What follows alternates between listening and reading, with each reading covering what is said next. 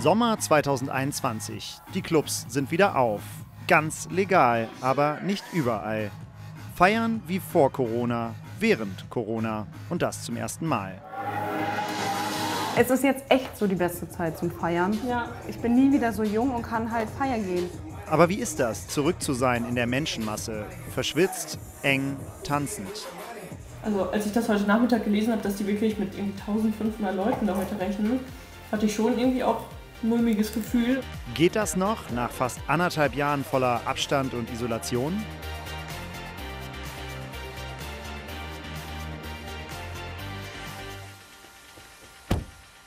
Seit 15 Monaten, ich habe wirklich im Kalender nachgeguckt, war ich nicht mehr so richtig im Club feiern. Danke Corona, aber das wird sich heute ändern, sowas von, heute Nacht. Denn ich bin hier in Osnabrück und ich gehe heute feiern im Club mit über 1000 Leuten. Ich finde es selber noch total krass. Denn ich komme gerade aus NRW. Keine 10 Kilometer von hier und da ist nichts mit Club, Feiern und Tanzen. Zumindest nicht legal. Hallo! Hier in Niedersachsen ist das anders. Und das wollen Laura und ihre Freundin Jasmin heute ausnutzen. Perfekt. Hi, dann Corona-Ghetto-Faust. Hallo, Frederik. Hi. Du bist Jasmin. Hi. Und ich darf mit. Wir treffen uns zum Vortrinken. Aber erstmal Corona-Test. Der ist Voraussetzung, um später in den Club zu kommen. Wer fängt an? Du. Ich? Ja. Ich hasse es. Oh, bitteschön. Genau, der ist für mich. Ich habe bei Instagram über 100 Leute angeschrieben, die an diesem Wochenende endlich wieder in den Club wollen. Und ich habe gefragt, ob ich mitkommen darf. Fand ich selbst ziemlich weird, aber Laura und ihre Freundin haben sich bereit erklärt. Hey Leute, erstmal vielen, vielen Dank. Ich freue mich, dass wir hier ein gemeinsames Party-Comeback haben. Nice. Ich habe geguckt, 15 Monate sind es bei mir. Oh Gott, ja, bei uns wahrscheinlich auch. Ja. Seit März, ja. Seit März letzten Jahres? Ja. Bei allen? Ja. Und seitdem nicht mehr getanzt und nicht mehr gefeiert? Nee, im Sommer vielleicht mal so ein Geburtstag mit ein paar mehr Leuten, aber danach eigentlich. Den Abend heute haben sie deshalb schon die ganze Woche vorbereitet. Die Outfits, das Testen, den Schlafplatz zum Auskatern. Und auch der Kater selbst muss ja vorbereitet sein. Hat das Getränk einen Namen außer Bowle oder einfach... Bowle, die knallt. Bowle, die knallt? Geil. Die Mädels sind alle 21. Der Großteil macht eine Ausbildung. Und für die sind sie nach Osnabrück gezogen. Durch Corona ist aber viel von dem, was eine neue Stadt so mit sich bringt, weggefallen. Der Winter war hart, muss ich sagen. Also da bin ich auch wirklich an meine Grenzen gekommen, wo ich dachte, boah, es ist echt scheiße, wenn man nichts machen darf. Da war es ja Januar, Februar, da dachte ich mir so, boah, ich kann nicht mehr. Es soll einfach ein Ende haben. Ich schaffe das nicht mehr mental. Also wo ich wirklich dachte, ich kann Menschen verstehen, die da dran kaputt gehen. Und auch, dass man sich nicht treffen durfte. Also man durfte sich dann ja auch irgendwann nur zu zweit treffen. Das fand ich auch ganz schlimm. Das fand ich fast noch schlimmer, als dass man nicht feiern gehen kann. Ja, und einfach so den Kontakt zu so ganz engen Freunden einfach gar nicht mehr hatte, weil man sich ja eben nur dann zu zweit oder zu dritt treffen durfte. Ja. Und sie finden, gerade für junge Menschen ist das besonders hart. Den Verantwortlichen in der Politik sei das aber oft nicht bewusst. Also die haben gar nicht darauf geachtet, was bei den Leuten im Kopf passiert, was es mit denen macht. Vor allem Leute, die eh schon Probleme damit haben. Das ist ja nur schlimmer bei denen geworden. So, ich habe zum Beispiel das Glück, ich bin auch eigentlich mal ein fröhlicher Mensch, bin immer gut gelaunt. Aber da dachte ich auch, wo ich so meinen Tiefpunkt hatte, dachte ich auch so, boah, krass, wie schnell das geht und was es mit einem macht. Mein Highlight war wirklich, arbeiten zu gehen. Das war wirklich mein Highlight. Ich war so froh, andere Menschen zu sehen, mit denen ich reden konnte, die vielleicht auch mal was anderes erlebt haben. Ja, dann wurde ja auch gelockert für alle, für die geimpft sind. Ja. Ich dachte mir nur so, toll. Und ich, kein Risikopatient, gar nichts. Rangletzter auf dieser Liste. Toll, ich kann noch ein Jahr warten, bis ich fertig bin. Irgendwann dachte ich mir auch so, boah, gehen wir überhaupt noch mal feiern? Das haben wir auch schon Ja, wir haben es in Frage sogar gestellt, ja. Also wir dachten so, boah, jetzt sind wir halt so 21, wir sind in unserer Ausbildung oder im Studium und da will man ja gerade so richtig die Zeit ausnutzen und jedes Wochenende was machen, solange man es noch kann. Was macht Feiern für euch aus? Tanzen, abgehen. Feiern ist ja nicht einfach nur trinken und, weiß ich nicht, sich abschießen, sondern Feiern ist ja wirklich der Kontakt mit anderen Menschen. Wie ist es bei dir? Also was ist das für dich für ein Signal jetzt, so endlich wieder in den Club gehen können? Also welche Gefühle kommen da bei dir hoch?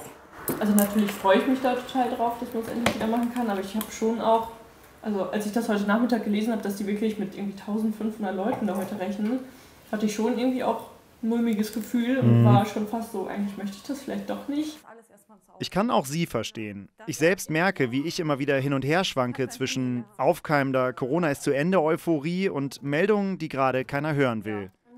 Über die aufkommende Delta-Variante, über eine bevorstehende 4. Welle und über Corona-Rückschläge bei den Impfweltmeistern aus Israel und Großbritannien. Könnt ihr euch vorstellen, so im Laufe des Abends ist Corona plötzlich ganz weit weg oder glaubt ihr, es wird den ganzen Abend immer mal wieder da sein? Ich glaube, das ist, wenn man das so sieht, ist das so unwirklich so. Wow, die tanzen wirklich dicht an dicht, ohne Maske. So, was es 1,5 Jahre nicht gegeben hat. So, immer wurde dir gesagt, trag die Maske und wenn du dich richtig getragen hast, gab es halt Ärger. Halt den Abstand. Klar, wenn man sich mit anderen noch unterhält, dass man über Corona redet. Aber ich glaube, in dem Moment ist man einfach so frei und denkt gar nicht mehr daran. Juri, willst du hier an die Seite kommen? Okay. So, Prost. Prost. Prost. Prost. Prost. Heute Abend. Jasmin wurde den ganzen Abend immer stiller. Das erste Mal zurück im Club mit 1500 Leuten drin und das, obwohl sie noch auf ihre 2. Impfung wartet. Das ist ihr dann doch eine Nummer zu krass. Bevor wir ins Taxi steigen, entscheidet sie, dass sie doch nicht mitkommen will. Mach's gut, next time. Ciao, ciao. Mach's gut, ciao. Da vorne ist der Club, wo das Licht ist. So Leute, ihr seid kurz vorm Ziel, endlich wieder Club. Ich kann es gar nicht beschreiben. Ich muss jetzt erst sehen. Ja, ich auch. Ich kann es erst haben, wenn ich drin stehe und die Maske abnehme und die ganzen Leute sehe.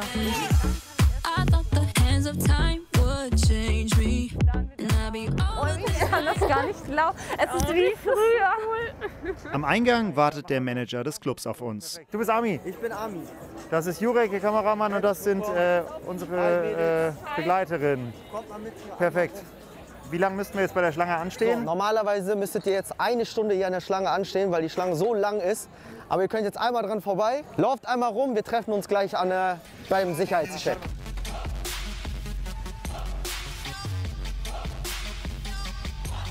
Das ist ja heftig. Krass. Ich dachte beim Ankommen, was eine lange Schlange. Da hatte ich aber noch gar nicht gecheckt, dass die Schlange echt einmal um das ganze Gebäude rumgeht.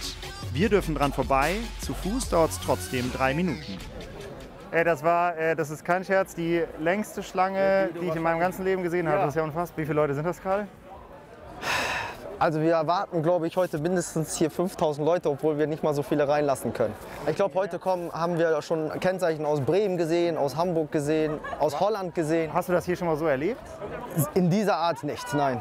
Erster Checkpoint Ausweiskontrolle, 2. Checkpoint Tests, 3. Checkpoint Einchecken und Luca-App, wie gesagt, Eintritt bezahlen. Und hier tragen jetzt ja gerade alle eine Maske, dass es aber bleibt oder das ist... Wenn du den Laden betreten hast, mit der Luca-App sich eingecheckt hast, kannst du die Maske abnehmen. Ah krass, okay. Genau, weil dann wissen wir, dass alle, die da drin sind, negativ getestet sind. Ja. Und dementsprechend ist es dann in Niedersachsen erlaubt, die Maske abzunehmen. Und gelten dann drin irgendwelche Einschränkungen? Nein. Gar nicht? Nein. Krass, also feiern wie früher? Feiern wie früher. Verrückt. Der Club hat gerade erst aufgemacht. Draußen stehen noch tausende Leute und ich finde es drinnen schon echt gut voll. Laura und Co. haben einen Tunnelblick, direkt auf den Dancefloor. Endlich wieder tanzen.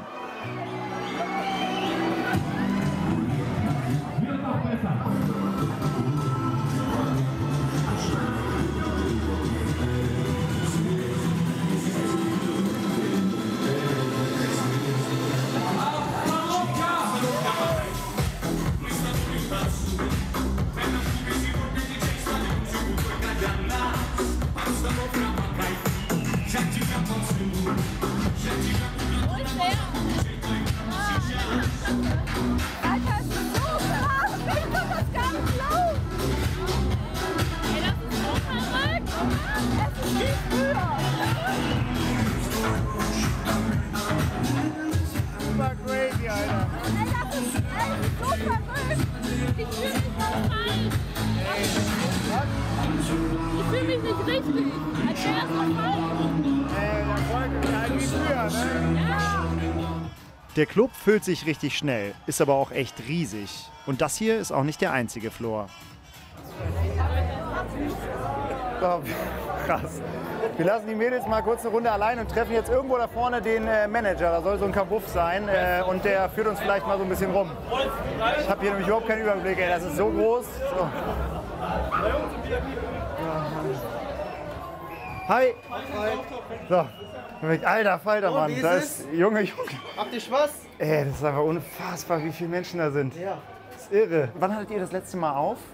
7. März 2020, also über ein Jahr. Krasser Scheiß. Aber waren jetzt, ich habe gehört, andere Clubs hatten auch gar keine Mitarbeiter mehr. Hattet ihr noch welche oder musstet ihr jetzt welche einstellen? Ja, oder? wir haben treue Leute, treue Mitarbeiter. Die Ja. waren auf jeden Fall hilfsbereit und waren sofort startklar, als wir konnten. Wir rennen dir hinterher. Ich einfach hoffe, mitkommen. wir verlieren dich nicht. Nein, das kriegen wir schon hin. Falls ihr euch wundert, warum Ami eine Maske trägt, das ist Teil des Sicherheitskonzepts. Alle Mitarbeiter tragen Maske. Und eigentlich ist das auch fast schon die einzige Änderung zu vor Corona. Schon krass. Das wird jetzt unsere Main Hall. Hier spielen wir die gemischte Musik, Pop, Charts, Kommerz, elektronisch. Und hier ist es so, dass es unsere größte Halle ist. Und hier passen ungefähr 700 bis 800 Leute rein. Das heißt, wie viele Leute tanzen da jetzt? 800 Leute. Krass, ja, zeig mal gerne. Auf geht's. Auf geht's! Auf geht's. Auf geht's. Das sind hier zum Beispiel unsere VIP-Tische. Wir haben die alle mit Plexiglas getrennt, damit die Leute nicht zueinander kommen. Damit genug Sicherheit zwischen den Zueinander kommen die auch da unten, oder? Da ist es in Ordnung, aber es ist trotzdem überall, wo wir die Möglichkeit haben, ein bisschen zu trennen, versuchen wir es trotzdem zu machen. Ich hatte irgendwie gedacht, dass so ein großer Club wie der hier in der langen Corona-Pause umgebaut hat. Neue Hightech-Lüftungsanlagen gegen Aerosole oder so. Die Realität? Hier und da eine Plexiglaswand und Mitarbeiter mit Masken. Also eigentlich wie im Restaurant, nur mit einem richtig vollen Dancefloor. Mehr Auflagen gibt's von den Behörden anscheinend nicht. Ja, das sieht relativ voll aus. Das ist auch voll.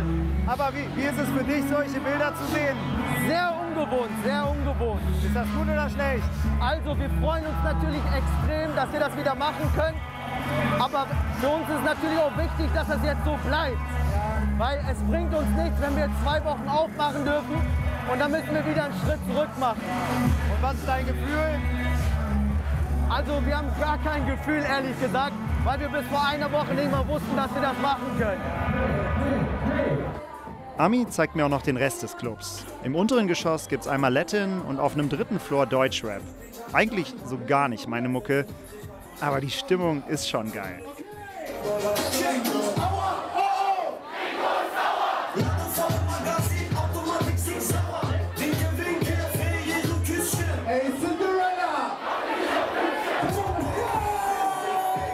Ich erwische mich dabei, wie ich immer wieder voll gebannt die Gesichter der Feiernden beobachte. Ich meine, wie lange hat man sowas nicht mehr gesehen? Menschen, die gemeinsam abgehen, lachen, tanzen, rummachen. Einfach das pure Leben. Ich hab's hart vermisst. Ist das voll, Alter. Sowas hier habe ich nicht vermisst. So viel Enge und Gedränge nach fast 1,5 Jahren, in denen einem eingetrichtert wurde, bloß Abstand zu halten von anderen Menschen. Klar, hier sind alle getestet und trotzdem sind das dann doch wieder die Momente, wo ich denke, wie war das noch mit Aerosolen und Delta und Superspreading in Innenräumen? Habt ihr nicht auch eine krasse Verantwortung? Gerade, ich meine, hey, wir kommen aus krassen Zeiten, jetzt sind hier 1500 Leute. Ist das natürlich auch für euch so ein Druck, so ein persönlicher? Das ist ein extremer Druck, aber wir arbeiten da auch sehr eng mit den Behörden zusammen, dass wir immer auf der rechten Seite sind und dass wir auch dementsprechend das bieten können. Aber hast du Angst, dass es wieder kippen könnte? Also wir planen jetzt immer nur von Woche zu Woche. Alles andere wäre falsch. Deshalb, wir passen uns der Gesamtsituation an, hoffen natürlich, dass wir das so weitermachen können, aber wissen tun wir es natürlich nicht. Hier kann man alles so kontrollieren, dass es bis zur Kontaktverfolgung geht und das ist eigentlich das A und O. Und solange wir das so machen können, werden wir es machen. Hast du da auch Schiss, so, boah, was wäre, wenn jetzt hier was passiert? So? Ja, absolut. Ich meine, ohne dass es genehmigt wird, machen wir es eh nicht. Aber jetzt haben wir es gemacht. Es ist immer ein Restrisiko vorhanden. Aber damit müssen wir klarkommen, wenn wir sowas erleben wollen. Wir haben euch so hart vermisst.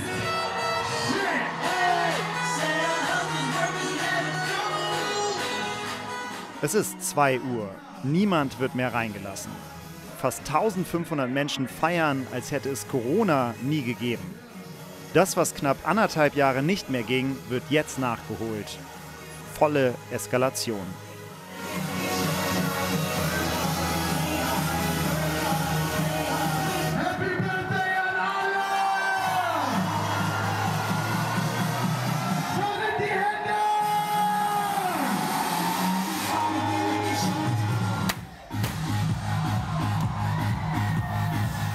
Ich gehe in solche Läden eigentlich nicht feiern. Aber das hier flasht mich so krass. Ich habe Gänsehaut. Irgendwie hat man sich daran gewöhnt, nicht mehr zu feiern, nicht mehr nah zu sein, zu tanzen, abzugehen. Jetzt, wo ich das alles wieder sehe, merke ich, wie sehr ich es vermisst habe. Den Mädels geht's, glaube ich, ähnlich. Und deshalb will ich sie auch erstmal nicht stören. Es gibt ja noch genug andere Leute hier.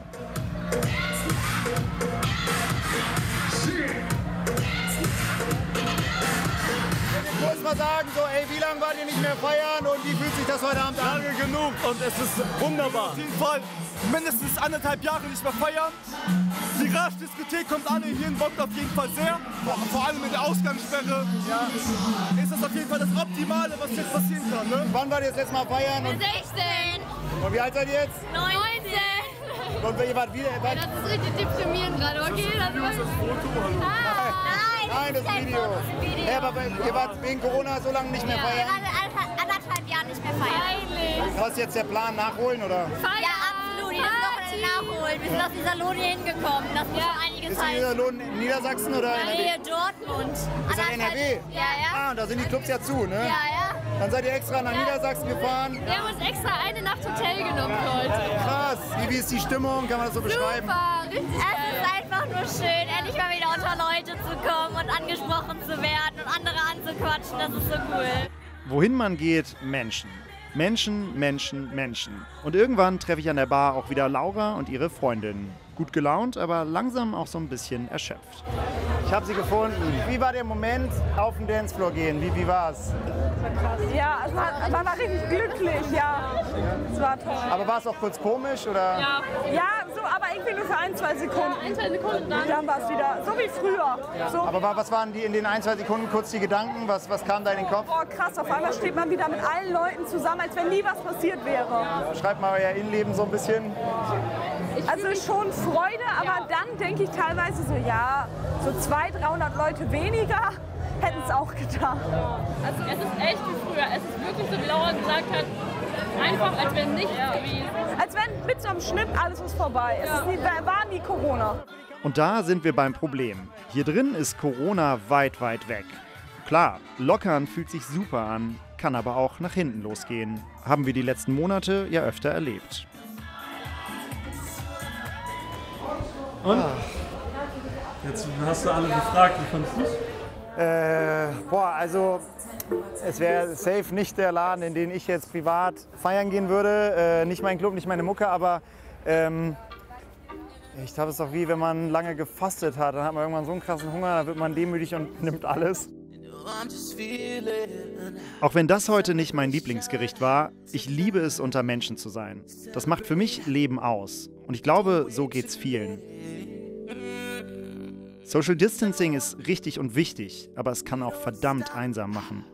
Während die Infektionszahlen sinken, steigt die Sehnsucht nach anderen Menschen. Das ist menschlich, aber auch gefährlich. Aber das Risiko, das ist an diesem Abend weit weg. Besonders, wenn man jung, geimpft und getestet ist.